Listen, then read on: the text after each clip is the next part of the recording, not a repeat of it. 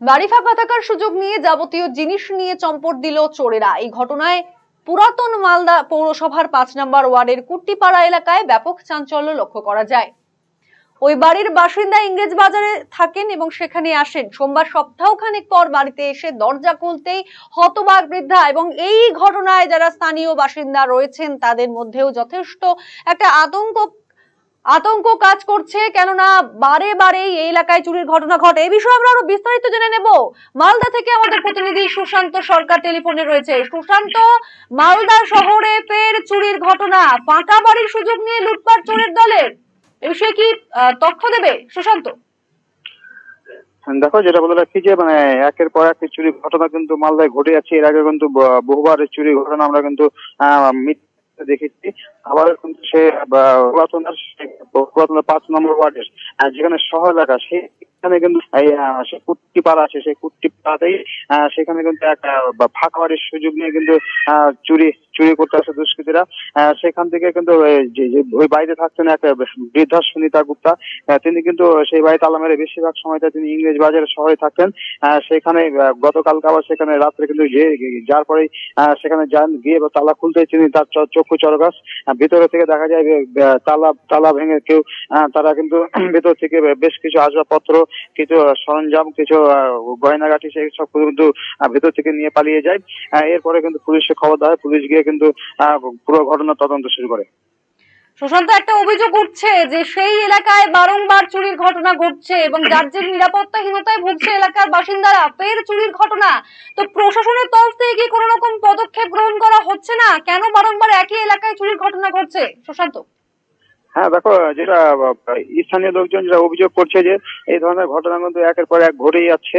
বারবার পুলিশকে কিন্তু বলা হচ্ছে, পুলিশকে কিন্তু এসে কিছুক্ষণে হয়তো তখন হয়তো সরব হয়ে তারা কিন্তু দেখাচ্ছে যে তারা ঠিক পুলিশ পুরো সরব রয়েছে এইসব ঘটনা রুখতে। কিন্তু পরবর্তীতে আবার দেখা যাচ্ছে যে একই ঘটনা ঘটছে। এলাকার লোকজন তাই পুলিশের বিরুদ্ধে কিন্তু তীব্র ক্ষোভ উগড়ে দিয়েছেন এবং পুলিশের তরফ থেকে যেটা জানানো হচ্ছে যে এই ধরনের ঘটনা রুখতে কিন্তু পুলিশের পক্ষ থেকে সমস্ত রকম ব্যবস্থা গ্রহণ করা হয়েছে। বিভিন্ন এলাকায় সিসিটিভি লাগানো হয়েছে, এছাড়া নাকা চেকিং এর ব্যবস্থা করা হয়েছে।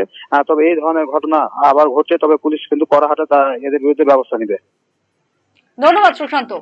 একেবারেই একই এলাকায় বারবার চুরির ঘটনা ঘটায় যথেষ্টই আতঙ্কিত হয়ে পড়ছেন এলাকার বাসিন্দারা এবং বাড়ির মালিক দরজার তালা খুলতেই দেখেন আর যে ঘটনা, তালা খুলতেই দেখেন যে পুরো বাড়ি ঘরের জিনিসপত্র একদম লন্ডভন্ড।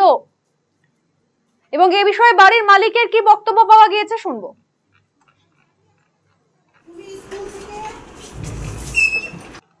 চুরি যাই বলে, আর আমি তালা খুলে ঢুকলাম, লাইট জ্বলছিল না, তো একটা ছেলেকে ডেকে লাইট জ্বালালাম, দেখছি ইনভার্টার নাই, এখানকার জিনিস নাই। তারপরে যাচ্ছি ভিতরে, ভাবছি যে চুরি হয়েছে, দেখছি সেন্দুকের চলে গেছে।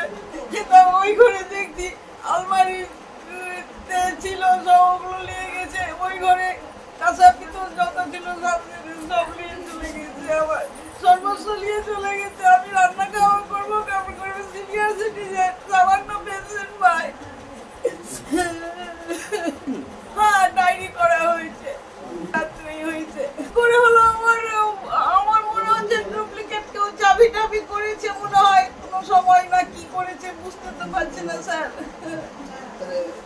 আমার তো মনে পড়ছে না। এখন কেউ ভালো মানুষ সেজে যদি কেউ ছেপে আমার নিয়ে যায় সেটা আমি বলতে পারছি। হয়তো বসে আছি, আমার সঙ্গে হয়তো গল্প করছে কেউ, শত্রু। আমার তো কিছু বুঝতে পারছি না স্যার। কি নাম আপনার? সুনিতা।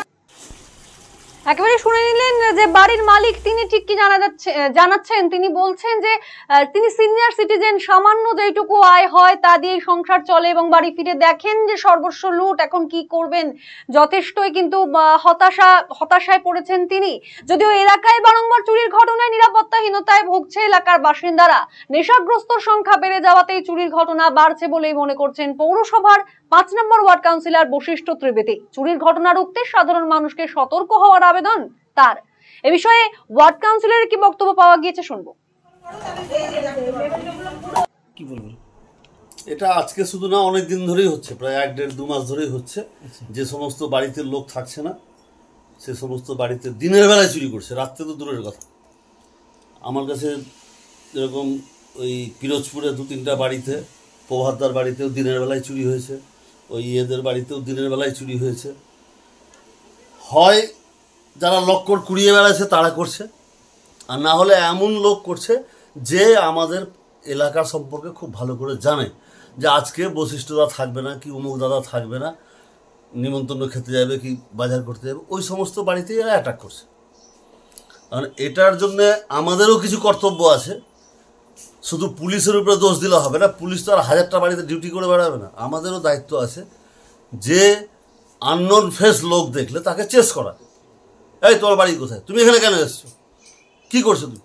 তাহলে যে আর একটা গল্প শুনলাম, একজনের বাড়িতে চুরি হয়েছে, চোরকে ধরেছে কোন রাজমিস্ত্রির বেটা চালসাপাড়ার, তাকে ধরে মীমাংসা করে ছেড়ে দিয়েছে। তা আমার মতে ওই লোকটাকে ধরা উচিত, ওই সোর্স বলবো। আর যারা বাড়িতে চুরি হলো তারা ধরারই কে আর ছাড়ারই কে? তুমি যখন চোর ধরলাই, তুমি টাকা নিয়ে মীমাংসা করলে কেন? তাকে ধরিয়ে দাও পুলিশের হাতে, পুলিশ তদন্ত করবে, সোর্স বের করবে, একটার সাথে একটার যোগ আছে। আচ্ছা, খুব বড় সড়ো চুরি কিছু করছে না, কার গ্যাস সিলিন্ডার নিয়ে পালিয়ে যাচ্ছে, কার ফ্যান খুলে নিয়ে পালিয়ে যাচ্ছে, কার খুলে। এখন হাতের সামনে যদি কেউ সোনা পেয়ে যায় তো ওর ছাড়বে, পকেটে ভরে নেবে। তো ওরকম হচ্ছে না, হওয়া না। তো বেশিরভাগই শুনছি যে কার গ্যাস সিলিন্ডার, কার কি, কার